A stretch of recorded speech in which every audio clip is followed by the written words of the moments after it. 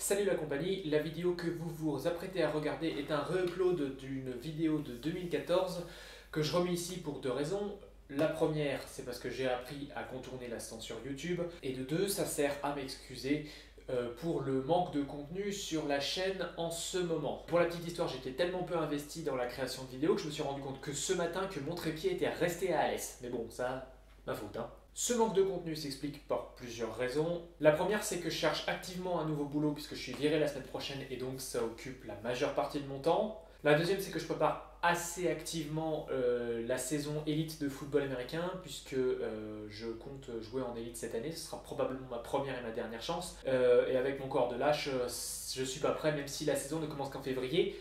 Et la troisième raison, c'est que les vidéos plus courtes comme les histoires d'en jouer et les à table, j'ai du mal à les tourner parce qu'il me faudrait du monde. Comme vous le savez sans doute, Kaiz n'est plus à mes côtés. Donc cet épisode sur The Comebacks me permet d'ouvrir un petit peu la chaîne à du contenu un petit peu plus court, des addendums sur des films de football américain, faire des toutes petites critiques, une fois de plus pour préparer la saison Elite qui arrive en février et qui devrait se terminer sur encore un match des remakes, Friday Night Lights le film contre Friday Night Lights la série. Sur ce, je vous laisse sur cet ancien épisode qui, pareil, je le répète, est de 2014, donc excusez sa qualité un peu moindre. Salut!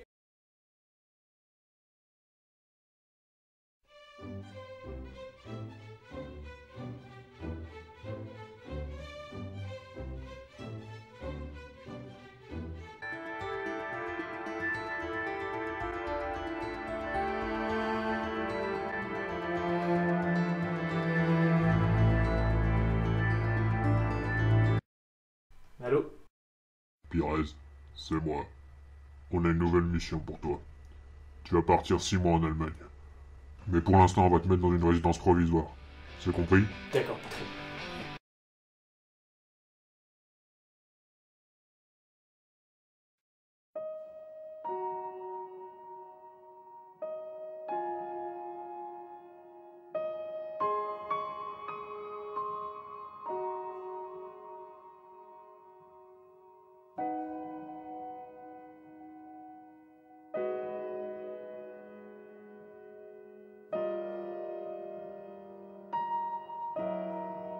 Il y a fort longtemps, dans le premier épisode, j'ai fait une blague dont je ne suis pas particulièrement fier. Cette blague, c'est celle-là. Non seulement la blague est tellement nulle que même des supporters du PSG n'en riraient pas, c'est également totalement impossible d'un point de vue physique. J'ai fait cette blague parce qu'elle permettait de toucher l'audience la plus large. Et franchement, j'aurais pas dû parce que j'y connais rien au championnat de France. Au championnat de France. Moi, mon sport à moi, c'est le football américain. Et franchement, je sais même pas pourquoi je me suis retenu de faire la blague que je voulais faire quand je vois le nombre de gens qui ont regardé le Super Bowl. Bien que 90% d'entre eux se branlent de la saison régulière ou du match en lui-même d'ailleurs. Ils attendent surtout le concert de la mi-temps comme des fans de Tolkien attendent un film sur le Seigneur des Anneaux. Et puisqu'on parle de film, la relation entre le football américain et la France est au mieux floue. C'est d'ailleurs un problème de traduction. Alors certes, il n'y avait pas 36 000 autres solutions, j'en suis conscient. Mais ça n'empêche pas que quand j'étais gamin et que je regardais Retour vers le futur 2, je comprenais tellement rien que je pensais que l'almanach des sports était magique. Longue passe à Bradley. Decker tente le coup de pied. La passe est bonne. Le posé est excellent. La balle s'élève et passe la ligne. Oui, oui. Une flag gagne par 19 à 17. Dans les tribunes, la foule est en délire. C'est incroyable. Quel coup de pied magistral. Allez, ça va, papy, c'est quoi l'arnaque? Comment tu savais le résultat? Et puis pour nos amis puritains, il faut préciser que le football américain, c'est un sport de détraqués sexuels. Enfin, surtout si on le regarde en québécois. Drew passe voilée à Deacon Moss et il est arrêté à la ligne de 17 pour un gain de 18 verges. Et c'est un premier jeu. Bref, différence de culture oblige, c'est plutôt compliqué d'adapter le football US dans nos contrées européennes.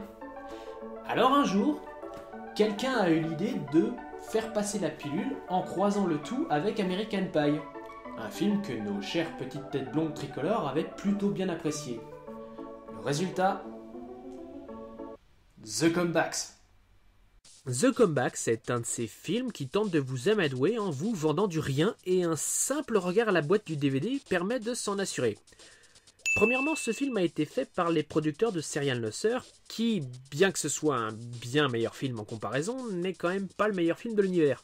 Ensuite, il y a les personnages. Vous voyez les 4 là ? Aucun d'entre eux ne reste plus de 30 secondes à l'écran. Et celui-là est utilisé pour une blague dégoûtante qui n'a aucun rapport avec l'intrigue.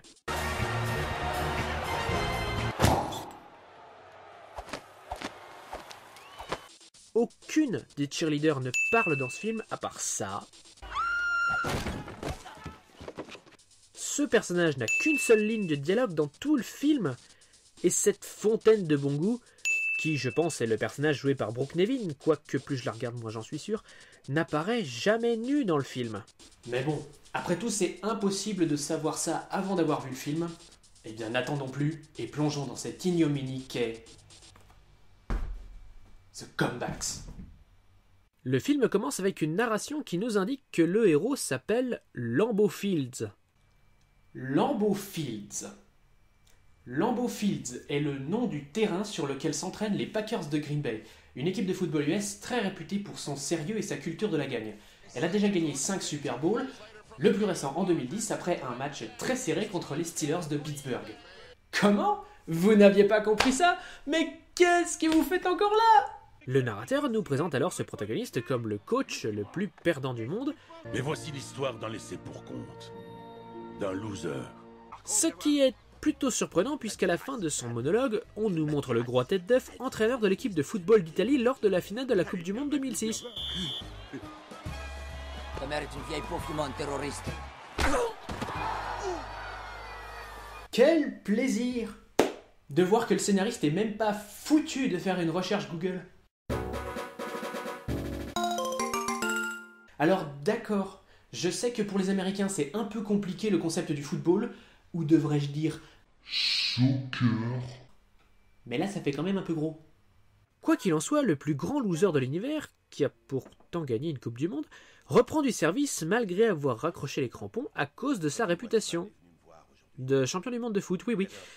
Son rôle pour ce film, faire gagner l'équipe de football américain de Trou du cul du Mondeville, Texas, qui, bien entendu, était à chier la saison dernière, mais qui a le potentiel de tout gagner cette saison.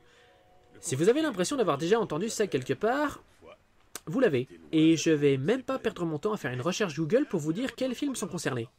Au moins, ça me fera un point commun avec les scénaristes de cette merde. Alors bien évidemment, il va faire la rencontre de son équipe remplie de clichés, et puisqu'on a un peu de temps à perdre, on va les passer en revue. Pour commencer, L'effectif de cette équipe va devoir être réduit à 32 joueurs. Ça implique que je vais devoir en virer certains. À commencer par toi, toi et toi. si vous n'avez pas compris la blague sur Lambeau Fields, il y a des chances que vous ne compreniez pas celle-là non plus.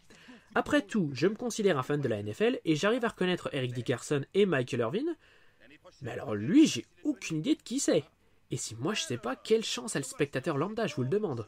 Ensuite, on a le nabo en qui le coach n'a jamais confiance, la montagne de muscles qui ne ferait pas de mal à une mouche, le malchanceux, l'handicapé mental qui apprendra à tout le monde le sens du mot respect, sauf que ça n'arrive jamais dans le film, le méga égoïste qui pense qu'à sa tub plutôt qu'à l'équipe et qui comble du placement de produit à le logo Nike taillé dans sa chevelure, c'est le type de la boîte, vous vous souvenez ? C'est sa seule scène dans le film. Mais bon, au moins, c'est une vanne potable, donc ça va, je pardonne.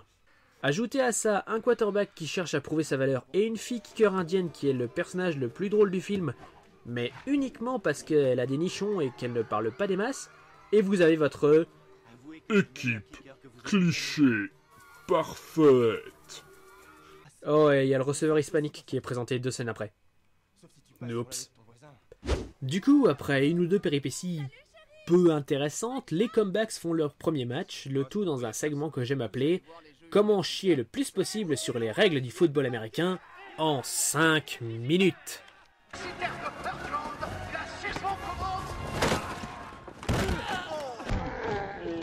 Personal foul, unnecessary roughness, 15-yard penalty automatic, first down.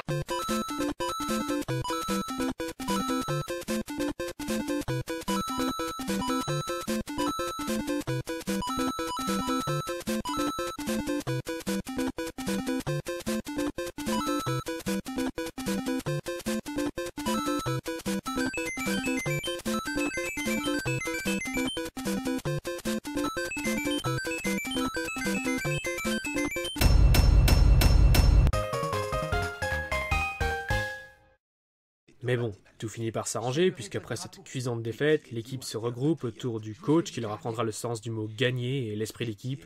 Et les comebacks s'enchaînent victoire après victoire, et sans fucking déconner, si ce type de scénario vous surprend encore en 2014, vous êtes passé à côté de films bien meilleurs et bien plus drôles, comme par exemple le très méconnu Rasta Rocket. Et oui, j'ai dit bien plus drôle, même si ce film est une comédie. Vous l'aurez sans doute remarqué, mais The Comebacks échoue à peu près à tout ce qu'il entreprend, et faire rire son public en fait partie.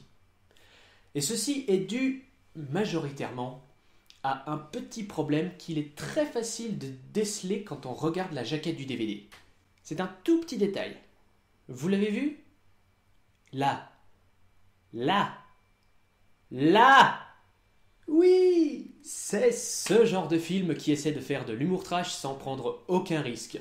Le résultat, de l'humour pipi-caca forcé, des blagues qui traînent en longueur et un malaise constant pour vous qui regardez le film. Et c'est plutôt dommage car les calembours qui évitent un cadrage bite-nichon sont plutôt sympas. Pas tous. Mais bon, observez celle-là par exemple.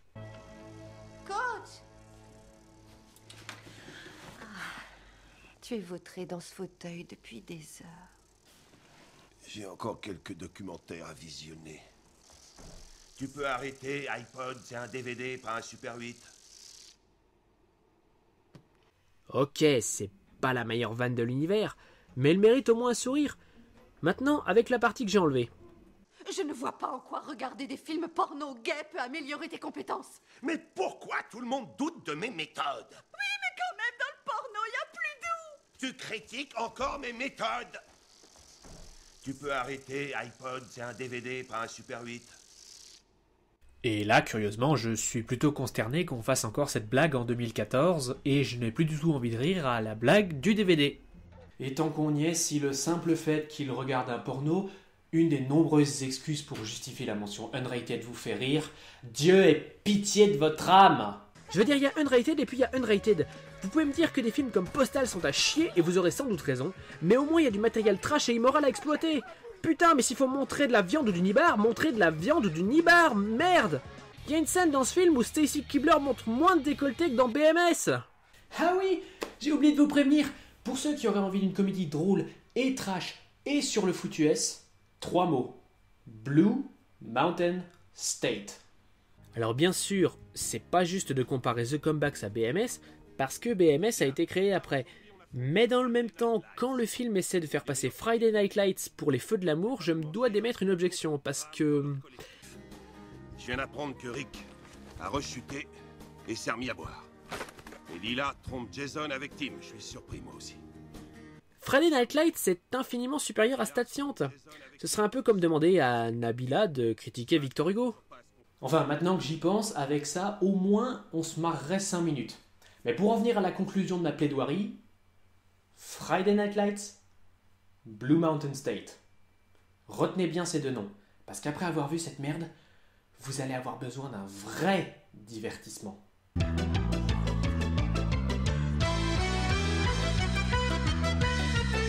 Alors, sous l'impulsion du coach Cradibid, les comebacks arrivent en finale où ils vont rencontrer l'équipe coachée par l'ex-collègue de Fields. Ouais, le noir là. Son plan était de faire coacher les comebacks par notre protagoniste pour qu'il perde et que son équipe à lui gagne le championnat. Ce qu'il a oublié dans son raisonnement, c'est que 1. Lambeau Fields n'est pas un si mauvais coach que ça puisqu'il est déjà vainqueur d'une Coupe du Monde de football. Et 2. Jusqu'à maintenant, chaque fois qu'on a vu les deux zigoteux coachés ensemble, Sieur Boisdeben était l'assistant de Fields. En d'autres termes, notre cher frère de couleur est encore plus nul que coach Grotta. Comment pouvait-il croire une seule seconde que son plan avait la moindre chance de marcher ? Évidemment, notre cher protagoniste va gagner, mais avant, il faut qu'on passe par toutes les vannes clichés et pas drôles que les scénaristes n'ont pas réussi à caser avant. Un tout bien réfléchi, je retire ce que j'ai dit. Dans toute cette séquence, il y a 2 blagues qui méritent d'être sauvées. Mais si vous voulez savoir lesquelles, il faudra que vous regardiez le film. Après tout, il n'y a pas de raison que je sois le seul à souffrir de Stat Fiant. Et voici qui résume le film en 1 ou 2 phrases. Dans ce film, il y a 3 types de blagues. Celles que vous avez vues au moins 10 000 fois et qui ne vous feront plus jamais rire. Les blagues pipi caca trash qui justifient la mention unrated et qui vont littéralement violer votre sensibilité, et les blagues qui méritent d'être sauvées. Et on va pas se mentir, ce dernier groupe est très minoritaire. La vraie question c'est, est-ce que vous êtes capable pendant 2 heures de supporter le bide du très sexy David Kushner ou Matthew Lawrence qui se force à rater les nichons de Brooke Nevin juste pour ces petits moments d'originalité qui ne sont même pas sûrs de vous faire rire? Ma réponse est clairement non. Et très honnêtement, le réalisateur aurait dû le voir venir. D'ailleurs, qui a réalisé cette merde? Tom Brady? Tom Brady? Brady with pressure, gets it away to the end zone, and it's caught for the touchdown. Aaron Dobson.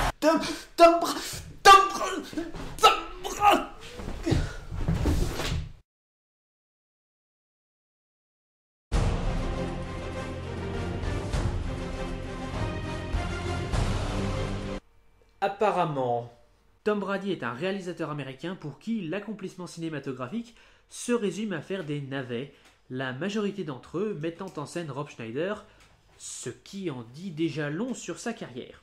Rien à voir donc avec la légende de la NFL qui a déjà gagné 3 Super Bowls avec les New England Patriots, et qui est d'ailleurs en course pour être le meilleur quarterback de tous les temps.